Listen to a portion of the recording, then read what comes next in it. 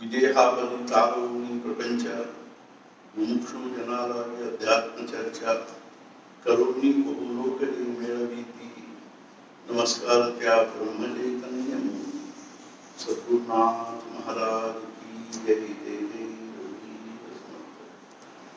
समर्थ सद्गुरु श्री ब्रह्म चैतन्य महाराज सद्गुरु श्री ब्रह्मानंद महाराजರ ಅನುಗ್ರಹದಿಂದ ಕಳೆದ 37 ವರ್ಷಗಳಿಂದ ಸದ್ಗುರುಗಳ ಶ್ರೀ ದಿವ್ಯ ಸಾನ್ನಿಧ್ಯದಲ್ಲಿ ಇವರ ಆಶ್ರಮವಾಸಿಗಳು ಅಷ್ಟೇ ಅಲ್ಲ, ವಿಶ್ವವ್ಯಾಪಿಯಾಗಿರ್ತಕ್ಕಂಥ ಲಕ್ಷಾವಧಿ ಸದ್ಭಕ್ತರು ಇಂದಿನ ಈ ಒಂದು ವೈಜ್ಞಾನಿಕ ಯುಗದ ಭೌತಿಕವಾದ ಒಂದು ಏಕಾಂತವಾಗಿರ್ತಕ್ಕಂಥ ಕೇವಲ ಸದ್ಗುರುಗಳ ಒಂದು ಕೃಪಾಶ್ರಯದಲ್ಲಿ ಆಶ್ರಮದಲ್ಲಿರುವುದೇ ಆಗಲಿ ಅಥವಾ ಜಗದ್ವ್ಯಾಪಿಯಾಗಿರ್ತಕ್ಕಂಥ ಎಲ್ಲ ಸದ್ಭಕ್ತರು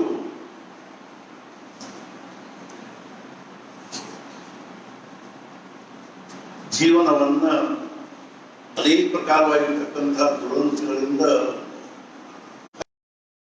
ರಕ್ಷಿತವಾಗಿ ಕಾಯ್ಕೊಂಡು ಹೋಗ್ತಾ ಇರೋದು ನೋಡಿದರೆ ಅಂತೆಲ್ಲ ಏನು ಒಂದು ಜಗತ್ತಿನ ಮೂಲೆ ಮೂಲೆಗಳಿಂದ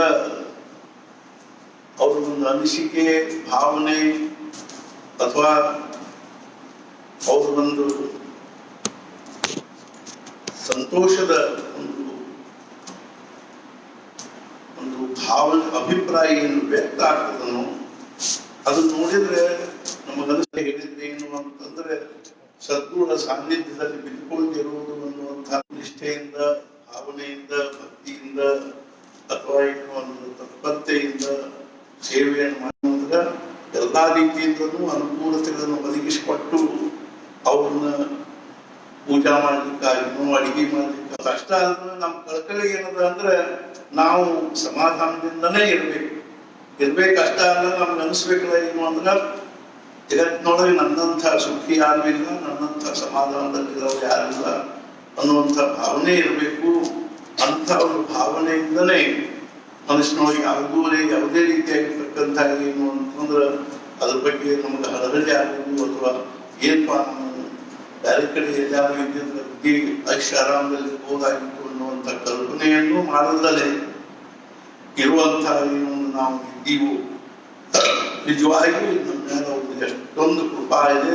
ಮಹಾರಾಜನ ನಾವು ಕಳಕಳಿಯಿಂದ ಪ್ರಾರ್ಥನೆ ಮಾಡೋದೇನು ಅಂದ್ರೆ ನಮ್ಮನ್ನ ಇದೇ ಪರಿ ಇಂಥಾದನೇ ಒಂದು ನಿಮ್ಮ ಅನುಗ್ರಹದ ಕೃಪಾ ಕ್ಷೇತ್ರದಲ್ಲಿ ನಮ್ಮನ್ನು ಇಟ್ಕೊಂಡು ನಮ್ಗೆ ಏನದನ್ನು ಎರಡು ಊಟಕ್ಕೆ ಹಾಕೊಂಡು ಮೈ ಮುಚ್ಚುವಷ್ಟು ಪಟ್ಟಿ ಕೊಟ್ಟುಕೊಂಡು ನಮ್ಮನ್ನು ನೀವು ಆಯುಷ್ಯ ತುಂಬಾ ನಿಜವಾಗಿಯೂ ನಾನು ಅಂತಃಕರಣದಿಂದ ಹೇಳ್ತದ ಏನು ಅಂತಂದ್ರೆ ಜೀವಿತದ ಆಳು ಉಳಿಸ್ಕೊಳ್ರಿ ಅನ್ನುವಂಥದ್ದೇ ನಮ್ಮ ಕಳಕಳಿಯ ಪ್ರಾರ್ಥನಾ ಅದು. ಜೀತದ ಆಳು ಅಂತಂದ್ರೆ ನಾವು ನೋಡ್ತೀವಿ ಒಕ್ಕಲಿಗರು ದೊಡ್ಡ ಒಕ್ಕಲ್ತನ ಇರ್ತಕ್ಕಂಥವ್ರು ನಿಮ್ಮ ಜೀತದ ಆಳು ಅಂತ ಇರ್ತಾವ ಅಂದ್ರೆ ಅವ್ರ ತಿಂಗಳಿಗೆ ವರ್ಷಕ್ಕೆ ಒಂದು 10,000 5,000 ಎಷ್ಟು ಅವ್ರಿಗೆ ಕಾಲಮಾನಕ್ಕೆ ಅನುಸಾರವಾಗಿರ್ತದೆ. ಅಷ್ಟು ಕೊಟ್ಟು ಬಿಟ್ರು ಅಂದ್ರೆ ಒಂದು ಕಂಬಳಿ, ಒಂದು ಜೋಡು ಚಪ್ಪಲು, ಒಂದು ಧೋತರ ಜೋಡು, ಒಂದು ಅಂಗಿ ಇಷ್ಟು ಕೊಟ್ಟು ಬಿಟ್ರು ಅಂದ್ರೆ ಒಂದು ಟಾವೇಲು ಅವ್ರು ಒಂದು ವರ್ಷದ ತನಕ ಏನದ ತಮ್ಮನ್ನು ತಾವು ಮಾಡಿಕೊಂಡಂಗನೆ ಅವನಿಗೆ ರಾತ್ರಿ 12 ಗಂಟೆಗೆ ಎಲ್ಲಾರು ಹೋಗಿ ಬಾರಪ್ಪ ಅಂದ್ರೆ ಅವ್ನ ಹೋಗಂಗಿಲ್ಲ, ಅಲ್ಲಿಗೆ ಬರಂಗಿಲ್ಲ. ಅವ್ನ ಜೀತದ ಆಳು ಅಂದ್ರೆ ಉಸ್ಕೋನೇ ಜೀತ್ಲಿಯ ಅವ್ರಿಗೆ ಗೆದ್ಕೊಂಡ್ಬಿಟ್ಟಾರ, ದೇಶವನ್ನು ಸಂಪಾದನೆ ಮಾಡ್ಕೊಂಡ್ಬಿಟ್ಟಿದ್ದಾರೆ ಅನ್ನುವ ಹಂಗನೆ ಅವನು ತನ್ನನ್ನು ತಾನು ಅವ್ರಿಗೆ ಮಾರಿಕೊಂಡ್ಬಿಟ್ಟಾನೆ ಅನ್ನುವಂತ 10,000 ರೂಪಾಯಿ ತನ್ನನ್ನು ತಾನು ಮಾರಿಕೊಂಡ್ಬಿಟ್ಟಾನೆ. ಹೆಂಗು ಹಂಗ ನಾವು ಸಹಿತ ಮನುಷ್ಯನ ಅನ್ಕೋಬೇಕಲ್ಲ ಏನು ಅಂದ್ರೆ ಒಂದು ಅನ್ನ ಸಲುವಾಗಿ ನಮ್ಮನ್ನು ನಾವು ಮಾರಿಕೊಂಡ್ಬಿಟ್ಟಿವಿ. ಕೇವಲ ಅವ್ರ ಸೇವಾನೇ ನಮ್ಮ ಜೀವನದ ಒಂದೇನು ಒಂದು ಧ್ಯೇಯ ಪುರುಷಾರ್ಥ ಅನ್ನುವಂಥ ಭಾವನೆಯಿಂದ ನಾವು ಇದ್ದದ್ದಾದ್ರೆ ಮೋಕ್ಷಗಳ ಮೋಕ್ಷ ಏನವ ಅಂತಂದ್ರೆ ನಾವು ಮನುಷ್ಯ ಅಂತಃಪೂರ್ವಕವಾಗಿ ಹೇಳ್ತಿಲ್ಲ ಏನು ಅಂದ್ರೆ ಅವು ಮೋಕ್ಷ ಎಲ್ಲಿ ಅವಪ್ಪ ಅಂತಂದ್ರೆ ಈ ಮಂದಿರದ 4 ಭಾಗದಾಗ 4 ಮೋಕ್ಷ ಬಿದ್ದುಕೊಂಡ ಅವರು ಎಳ್ಳಷ್ಟು ಸಂಶಯ ಇಲ್ಲ.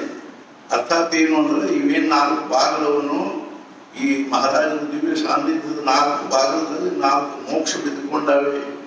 ಅಂಥ ಮೋಕ್ಷಕ್ಕಾಗಿ ನಾವೇನು ಮತ್ತೆ ಹೋಗ್ಬೇಕಾದ ಅವಶ್ಯಕತೆ ಇಲ್ಲ. ಅಂಥ ಮೋಕ್ಷ ನಮ್ಮನ್ನ ಅದು ಸಹಿತ ಬೇಕಾಗಿಲ್ಲ ನಮ್ಗೆ. ನಮೋಕ್ಷಸ್ಯಾಕಾಂಕ್ಷ ನಚ ವಿಭವವಾಂಛಾಪಿ ತನಮೇ ನಲಗೆ ಮುಕ್ತಿ ಧನ ಸಂಪದ ಸಂತ ಸಂಗ ದೇಹಿ ಸದಾ ತುಕಾಮನೆ ಗರ್ಭವಾಸಿ ಸುಖೇ ಹಾಲಾವೆ ಅಮ್ಮಾಸಿ ಅಂತ ಹೇಳಿದಂಗ ಸುರೇಶ್ ಭಟ್ರು ನಮ್ಮ ಗುರುಪೌರ್ಣಿಮಾ ದಿವಸ ಬಂದ್ರಿಲ್ಲಿಗೆ 84ನೇ ಇಸ್ವಿಯಲ್ಲಿ ನಾನು ಜನವರಿ 26ಕ್ಕೆ ಬಂದೆ. ಒಂದು ಜುಲೈದಲ್ಲಿ ಅವರು ಬಂದ್ರು, ಇಬ್ರು ಅಣ್ಣ ತಮ್ಮ ಬಂದ್ರು.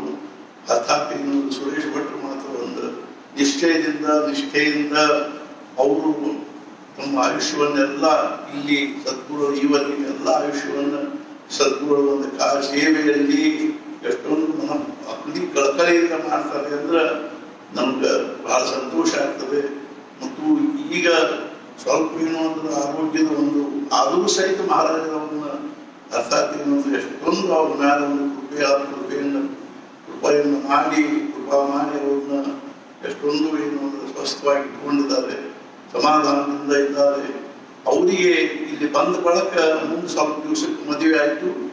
ಮುಂದ 99ನೇ ಇಸ್ವಿ ಅಲ್ಲ 97ನೇ ಇಸ್ವಿಯಲ್ಲಿ ಗಣಪತಿ ಹುಟ್ಟಿದ್ದು 93ರಲ್ಲಿ.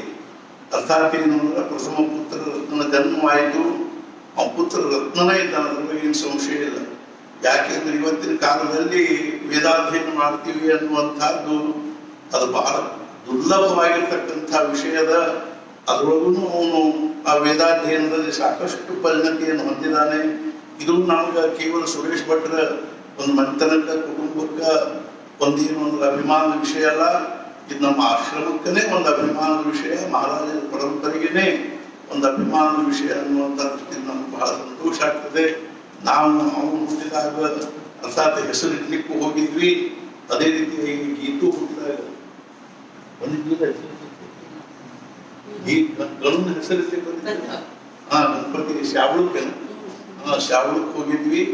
ಅರ್ಥಾತ್ ಏನು ಅಂದ್ರೆ ಆಮೇಲೆ ಗೀತಂದ ಆತು, ಜ್ಞಾನೇಶ್ವರಿ ಆತು, ಇವರೆಲ್ಲರೂ ಏನದ ಎಷ್ಟೊಂದು ಸಾತ್ವಿಕ ಒಂದು ಅರ್ಥಾತ್ ಏನು ಒಂದು ಸಾತ್ವಿಕ ಒಂದು ಭಾವನೆ ಉಳ್ಳವರು, ಸಾತ್ವಿಕ ಅಂತಃಕರಣ ಉಳ್ಳವರು, ಮತ್ತು ಮುಖ್ಯವಾಗಿ ಆಶ್ರಮದಲ್ಲೇನೆ ಹುಟ್ಟಿ ಬೆಳೆದವರು ಅಂತ ಅನ್ಸ್ಕೊಳ್ಳೋರ ಪೈಕಿ ಮೊದಲನೇದವರು ಗಣಪತಿ ಅಂತ.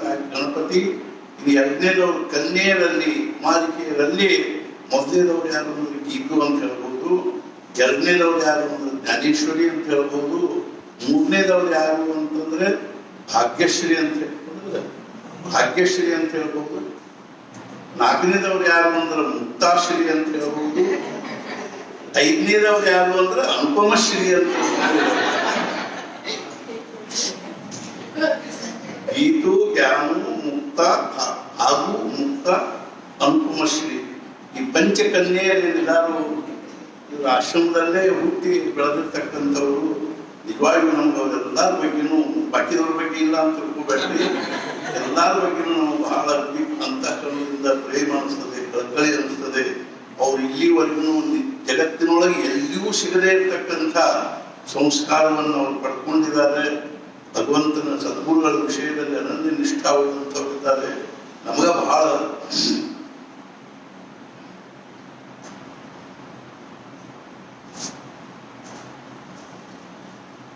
ಮುಖ್ಯವಾಗಿ ಆಶ್ರಮದಲ್ಲಿರ್ತಕ್ಕಂಥ ಎಲ್ಲ ಆಶ್ರಮವಾಸಿಗಳ ಬಗ್ಗೆ ನಮ್ಗೆ ಅತ್ಯಂತ ಅಭಿಮಾನ ಅನಿಸ್ತದೆ. ಯಾಕೆ ಅಂದ್ರೆ ಹೊರಗಿನ ಪ್ರಪಂಚದಲ್ಲಿ ಇಂಥವು ಅಕ್ಷರಶಃ ಹೇಳಬೇಕು ಅಂದ್ರೆ ಔಷಧಕ್ಕೂ ಸಿಗುವುದಿಲ್ಲ. ಅಂಥ ಒಂದು ಅದರೊಳಗೂ ಇಲ್ಲೇ ಹುಟ್ಟಿ ಇಲ್ಲೇ ಬೆಳೆದು ಇಲ್ಲಿ ಒಂದು ಸಂಸ್ಕಾರಗಳನ್ನ ಬೆಳೆಸಿಕೊಂಡು ಆಮೇಲೆ ಬಂದಿದ್ದವರು ಸಾಕಷ್ಟು ಬಂದಿದ್ದಾರೆ. ಕೌಟುಂಬಿಕವಾಗಿ ಅಥವಾ ಏನು ಅಂದ್ರೆ ತಮ್ಮ ಕುಟುಂಬವನ್ನ ಕಟ್ಕೊಂಡು ಬಂದು ಶ್ರೀಧರ ಮುಖೇಯವರಾತು, ಧನಂಜಯ ಆಯಿತು, ಅದೇ ರೀತಿ ರಾಮ್ ಭಟ್ರು ಇದ್ರು. ಅದು ಪಾಪ ಅವರು ಇವು ಸಹಿತ ಇಲ್ಲಿ ಬಗ್ಗೆ ಅತ್ಯಂತ ನಿಷ್ಠ ಇಟ್ಕೊಂಡವರೇ ಇದ್ದಾರೆ. ಅದೇ ರೀತಿಯಾಗಿ ಏನು ಅಂತಂದ್ರೆ ಸುರೇಶ್ ಭಟ್ರು ಇವರು, ಅದೇ ರೀತಿಯಾಗಿ ಬಿನ್ನಣ್ಣ ಅವರು. ಈ 4 ಕುಟುಂಬಗಳೇನವನು ಆಶ್ರಮದ ಏನಂತಂದ್ರೆ 4 ಗಟ್ಟಿಮುಟ್ಟ 4 ಇವು ಆಧಾರ ಸ್ತಂಭ ಇದ್ದಾರೆ. ಈ 4 ಕುಟುಂಬಗಳು ನಮ್ಮ ಆಶ್ರಮಕ್ಕೆ 4 ಆಧಾರ ಸ್ತಂಭ.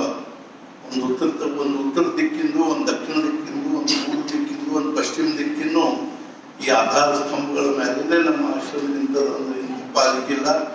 ಆದ್ದರಿಂದ ಮಹಾರಾಜರು ಆ 4 ಕುಟುಂಬದವರಿಗೂ ಅವರಿಗೆ ಅವ್ರ ಮಕ್ಕಳಿಗೆ ಎಲ್ಲರಿಗೂ ಬಹಳಷ್ಟು ದೀರ್ಘಾಯುಷ್ಯವನ್ನು ಕೊಡ್ಲಿ, ಆಯುಷ್ಯ ಆರೋಗ್ಯ ಐಶ್ವರ್ಯವನ್ನು ಕೊಡ್ಲಿ.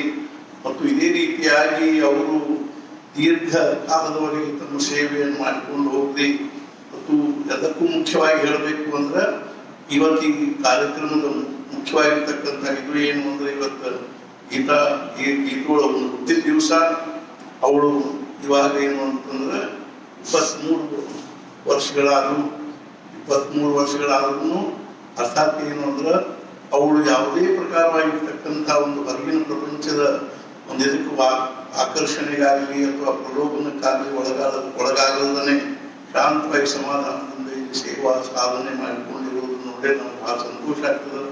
ಇದೆಲ್ಲ ಏನದ ಅಂದ್ರೆ ಸುರೇಶ್ ಭಟ್ರ ಅರ್ಥಾತ್ ಅವರ ಒಂದು ಮಂತಂದವರ ಒಂದು ಪುಣ್ಯ, ಮಹಾರಾಜರ ಪೂರ್ಣ ಅನುಗ್ರಹ. ಆದ್ದರಿಂದ ನಾನು ಅದೇ ರೀತಿಯಾಗಿ ಗೀತು ಆಯ್ತು, ಜ್ಞಾನೂ ಆಯ್ತು, ಇವರು ಎಲ್ಲರಿಗೂ ಏನಿದಾದ್ರು ಬಹಳ ಸಾತ್ವಿಕವಾಗಿರ್ತಕ್ಕಂಥವ್ರು.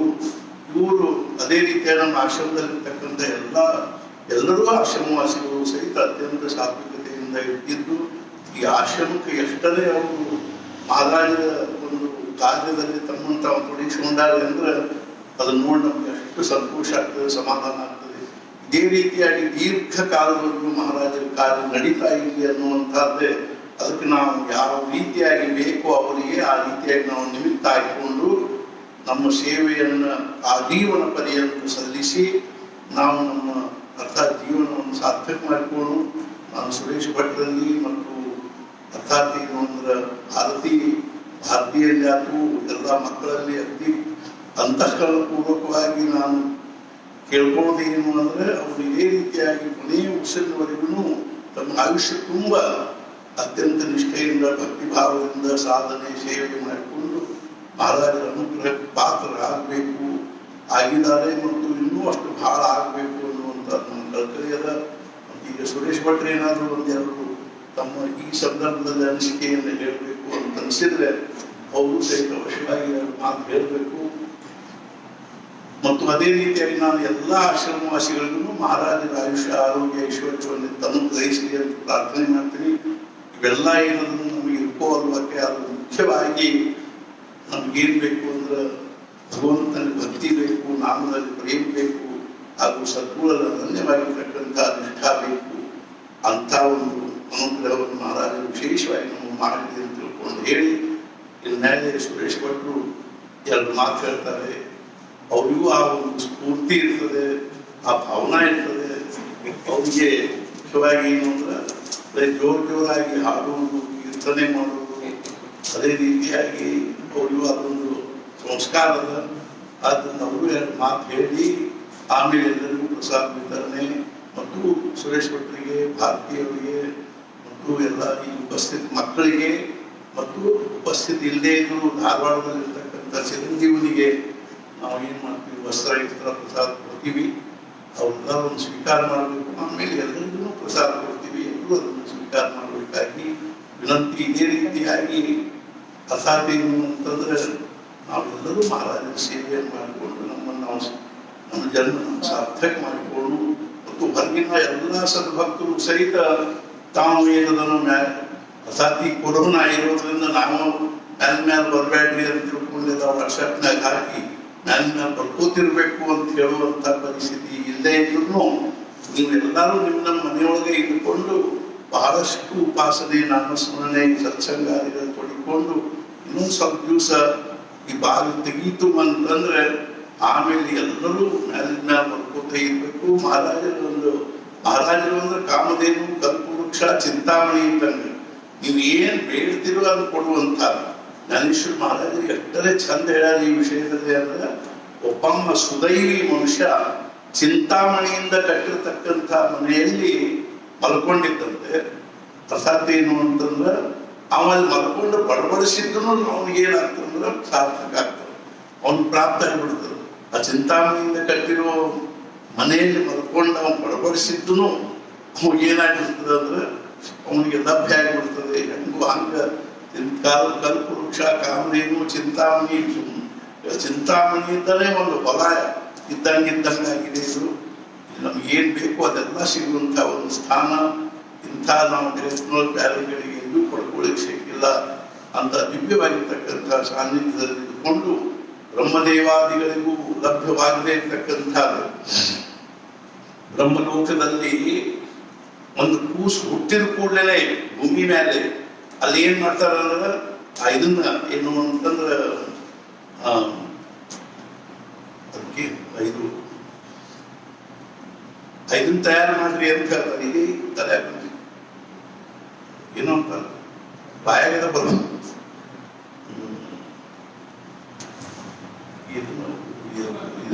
ಯಜ್ಞ ಆಧಾರ ಮಾಡ್ಬೇಕಾದ್ರೆ ಪ್ರಾರಂಭದಲ್ಲಿ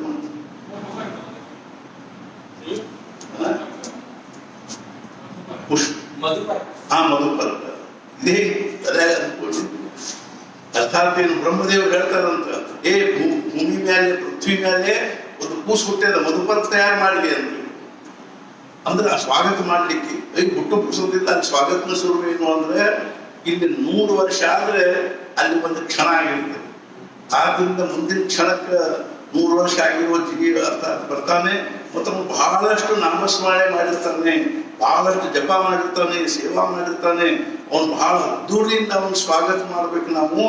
ಆದ್ರಿಂದ ಈಗಿಂದಲೇ ಮಧುಪರ್ಕಾದಿಗಳನ್ನೆಲ್ಲ ನೀವು ತಯಾರಿ ಮಾಡ್ರಿ ಅಂತ ತಿಳ್ಕೊಂಡು ಒಂದು ಕೂಸು ಹುಟ್ಟಿದ ಕೂಡಲೇ ಮುಂದೆ ಏನದ ಕೈಯ ಜಪ ಮಾಡ್ಲಿಕ್ಕೆ ಹತ್ತರಂತೂ ಮುಂದೆಲ್ಲ ಅಲ್ಲಿ ಅದಕ್ಕೆ ಏನದ ವ್ಯವಸ್ಥಾ ಬ್ರಹ್ಮದೇವರು ಮಾಡ್ಲಿಕ್ಕೆ ಶುರು ಮಾಡ್ತಾರೆ. ಹೆಂಗು ಹಂಗೇನದಂದ್ರ ಬ್ರಹ್ಮದೇವರಿಗೆ ಈಗ ಎಷ್ಟು ಕಾತ್ಲಿ ಹಿಡಿದ ಅಂದ್ರೆ ಅರ್ಥಾತ್ ಇದು ಲಕ್ಷಾನುಗಟ್ಟಲೆ ಮಂದಿನ ಅರ್ಥಾತ್ ಬ್ರಹ್ಮದೇವರು ಏನ್ ಮಾಡ್ಬೇಕಾಯ್ತದೆ, ವ್ಯವಸ್ಥೆ ಮಾಡ್ಬೇಕಾಯ್ತದೆ. ಯಾಕಂದ್ರೆ ಲಕ್ಷಾನುಗಟ್ಟಲೆ ಜನರು ನಾಮಸ್ಮರಣೆ ಮಾಡ್ತಾ ಇರೋದ್ರಿಂದ ಅವನು ಮಧುಪರ್ಕಕ್ಕೆ ಭಾಂಡಿ ಸಾಕಾಗುವಲ್ವಾಗಿ ಅಷ್ಟೊಂದು ಮಧುಪರ್ಕ ತಯಾರಿ ನಡೆದ. ಮತ್ತು ನಿಜವಾಗಿ ಏನಂದ್ರೆ ಬ್ರಹ್ಮದೇವರಿಗೆ, ಯಾಕೆಂದ್ರೆ ಮಹಾರಾಜರ ಕಾರ್ಯವನ್ನು ನೋಡಿ, ಬ್ರಹ್ಮ ಚೈತನ್ಯರ ಕಾರ್ಯವನ್ನು ನೋಡಿ ಬ್ರಹ್ಮದೇವರು ಇಲ್ಲಿ ಸಂತುಷ್ಟ ಆಗಿಬಿಟ್ಟಾರ. ಲಕ್ಷಾವಧಿ ಜನರು ನನ್ನ ಲೋಕದೊಳಗೆ ಬಂದು ಬಿಡ್ತಾರಿಲ್ಲ ಅಂತನ್ನುವಂಥದ್ದು ಅಂತ ಒಂದು ಭಾಗ್ಯ ನಮ್ಗೆಲ್ಲರಿಗೂ ಅದೇ. ಆದ್ರಿಂದ ಅವ್ರು ಮಧುಪರ್ಕ ಏನದ ತೆಗೆದಿಡು ಹಂಗೆ ಮಾಡಬಾರ್ದು ಮಾಡಿದ್ರೆ ಆ ಮಧುಪರ್ಕವನ್ನು ನಮಗೆ ಅವರು ಇದು ಮಾಡುವಂತೆ ಮಾಡಬೇಕು ಅಂತಂದ್ರೆ ನಾವು ಆಯುಷ್ಯ ತುಂಬ ಭಗವಂತನ ನಾಮಸ್ಮರಣೆ ಮಾಡಬೇಕು. ಗೀತವಾಕು ಜ್ಞಾನವು ಗಣಪತಿ ಎಲ್ಲರಿಗೂ ಮಹಾರಾಜರು ದೀರ್ಘಾಯುಷ್ಯವನ್ನು ಕೊಳ್ಳಿ, ಸುರೇಶ್ ಭಟ್ರು ಹಾಗೂ ಭಾರತೀಯವರಿಗೂ ಎಲ್ಲ ದೃಷ್ಟಿಯಿಂದಲೂ ಅವ್ರನ್ನ ಆರೋಗ್ಯವಾಗಿಟ್ಟು ಅಥವಾ ಅವ್ರ ಕಡೆಯಿಂದ ಬಹಳಷ್ಟು ಸೇವೆ ಮತ್ತು ನಾಮಸ್ಮರಣೆ ಮಾಡಿಸ್ಕೊಳ್ಳಿ ಅಂತ ತಿಳ್ಕೊಂಡು ಹೇಳಿ ಜಾನಕಿ ಜೀವನ ಸ್ಮರಣ ಜಯ ರಾಮ.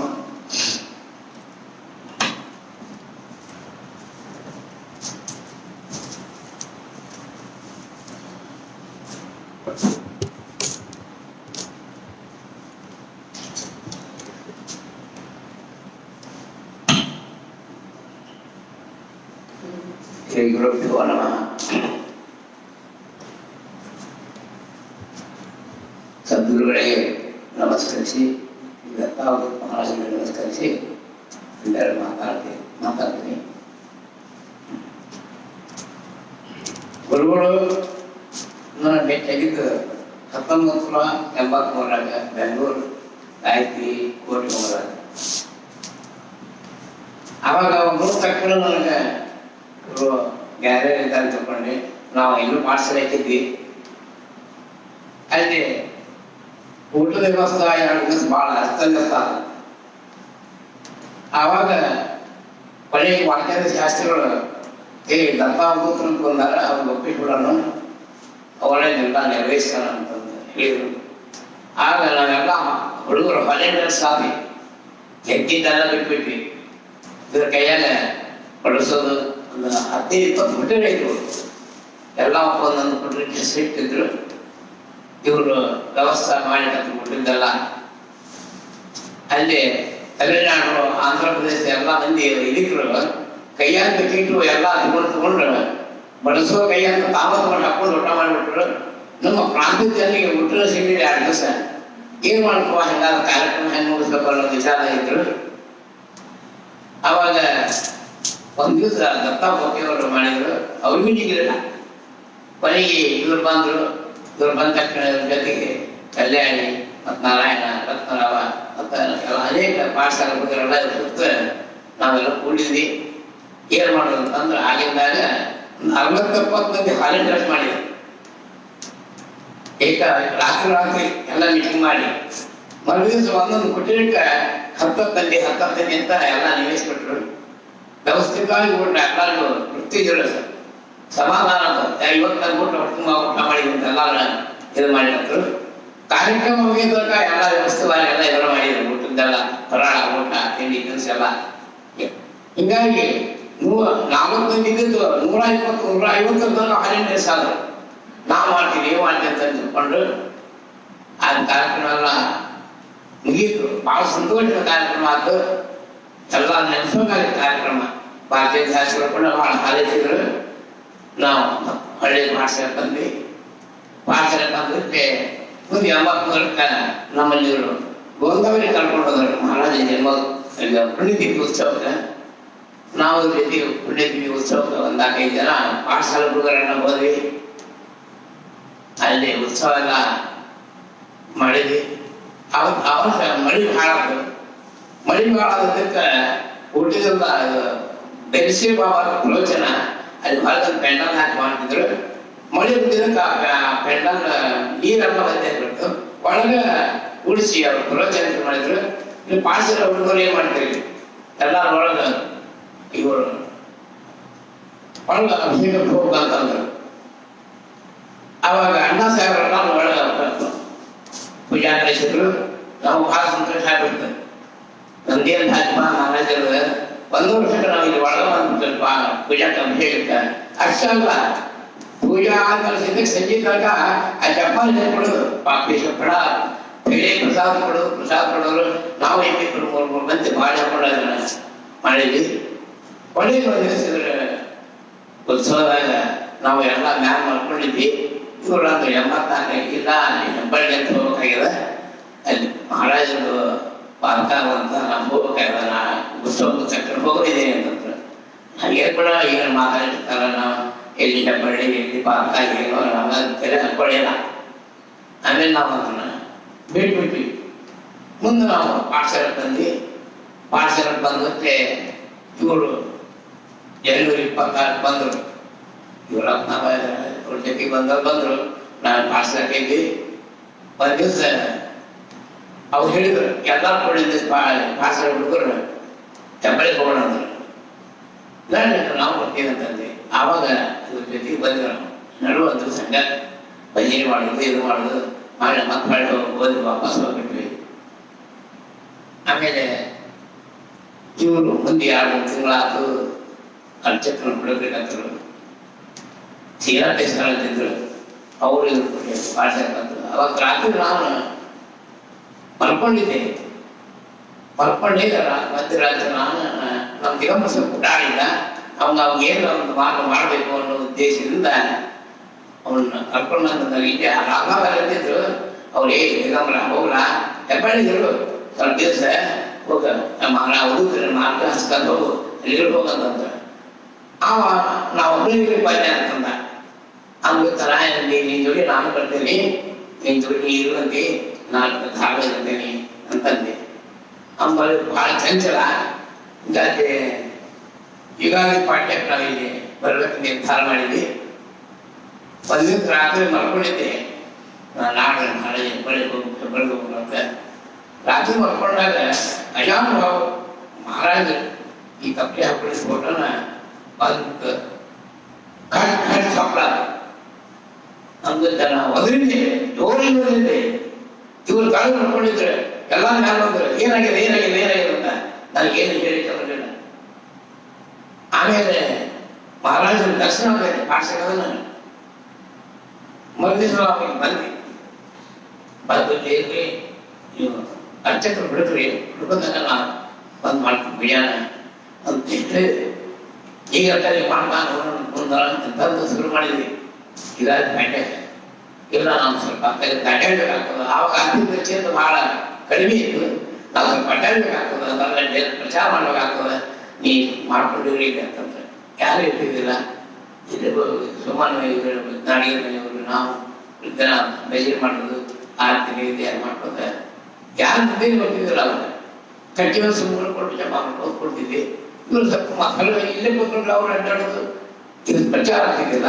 ಹಿಂಗಾಗಿ ಅವ್ರು ಎಲ್ಲ ಕಡೆಗೆ ಮುಂಬೈ ಪುಣೆ ಅಲ್ಲಿ ಇಲ್ಲಿ ಧಾರವಾಡ ಹುಬ್ಬಳ್ಳಿ ಎಲ್ಲ ಕಡೆ ಅಡ್ಡಾಡೋದು ಜನ ಹೇಳೋದು ನನ್ನ ಬಗ್ಗೆ ಇದೆಲ್ಲ ಪ್ರವಚನ ಇದು ಮಾಡೋದು ಅವ್ರು ಇದನ್ನ ಮಾಡಿಬಿಟ್ರು. ಮತ್ತೆ ಹೀಗಾಗಿ ಅವ ದಿಗಂಬರ ಅವರ ಜೋಡಿ ಅವ ಸ್ವಲ್ಪ ಇದ್ದಾಗ ಆ ಬಂಡಿಗೆ ಸ್ವಾಮಿ ಜೋಡಿ ಹೋಗ್ಬಿಟ್ಟ. ಯಾರು ಇರೋದಂಗ ಆಗ್ಬಿಟ್ಟ. ನಾನು ಅವ್ರಿಗೆ ಹೇಳಿ ವಚನ ಕೊಟ್ಟೇನೆ, ಲೂವಾಡ ಹೇಳ್ಬಿಟ್ಟ ಮಹಾರಾಜರು, ಮಾಡ್ತೀಗ ಹೊಡಿತೇನೆ, ಯಾರು ಶಬ್ದ ನಾನು ಇರ್ತಾನೆ ಬೇಡ ಅಂತ ಹೇಳಿದೆ. ಈ ಕಾರ್ಯಮಾಡಲು ನೀವು ಕಲಿಗೆ ಏನ್ ಮಾಡ್ತಾರೆ ಪರಿಚಯ ಮಾಡಿ ಮಹಾರಾಜರು ನಾ ಈಗ ಇರ್ತೇನೆ, ನಾ ಕಾಲು ನೋಡ್ಕೊಂಡು ಅಂತ ಇದ್ದೀನಿ. ಹಿಂಗಾಗಿ ಅವತ್ತಿಂದ 84ರಿಂದ ಯುಗಾದಿ ಪಾಠ್ಯಕ್ರಮ, ನಾಳೆ ಯುಗಾದಿ ಪಾಠ್ಯಕ್ರಮ 38 ಪ್ರಾರಂಭ ಆಗ್ತದ. ಅವರಿಂದ ಅವ್ರನ್ನ ಪಟ್ಟದ ವಚನ ಇವತ್ತಿನ ತನಕ ನಾನು ಮಾಡ್ಕೊಂಡು ಹೋಗಿನಿ. ಇದು ಆಶೀರ್ವಾದ ನನ್ನ ಮ್ಯಾಲ ಯಾವಾಗಲೂ ಇರ್ತಿತ್ತು. ಸದ್ಗುರುನಾಥ